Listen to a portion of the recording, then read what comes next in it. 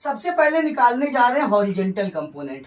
अब आपको पता है कि ये बन गया राइट एंगल ट्रायंगल, और राइट एंगल ट्रायंगल में एंगल के सामने वाली साइड ये परपेंडिकुलर होती है, 90 डिग्री के सामने वाली साइड ये हाइपोटेनियस होती है, और जिसपे एंगल बनता है इसको हम लोग कहते हैं बेस।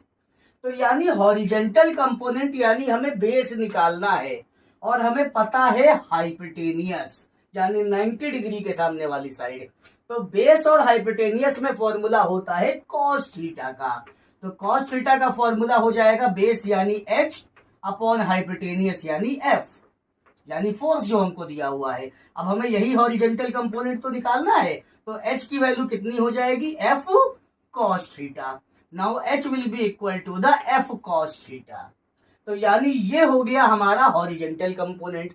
अब अगर हम बात करें वर्टिकल कंपोनेंट की, तो वर्टिकल कंपोनेंट इस वाली लाइन के देखिए पैरेलल है, तो हम इस वाली लाइन की वैल्यू को निकाल लेते हैं। देखिए कैसे निकालेंगे इसकी वैल्यू, तो थीटा के सामने वाला हमें परपेंडिकुलर निकालना है यानी वर्टिकल कंपोनेंट, और 90 डिग्री के सामने वाली साइड यानी हमें हाइपोटेनियस दिया है। तो परपेंडिकुलर और हाइपोटेनियस में रिलेशन होता है साइन थीटा का।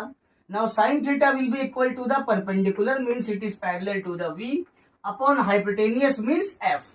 Now vertical component will be equal to the f sine theta.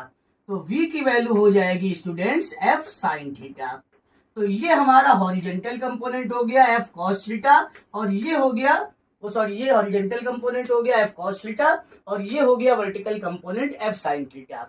अगर हम बेसिक वे में बात करें तो जिस साइड में एंगल बनता है उधर cos थीटा लिख लिया जाएगा क्योंकि उधर बेस बनता है, और जिस साइड में एंगल नहीं बनता है उधर साइन थीटा लिख लिया जाएगा क्योंकि ये साइड परपेंडिकुलर की तरह काम करती है।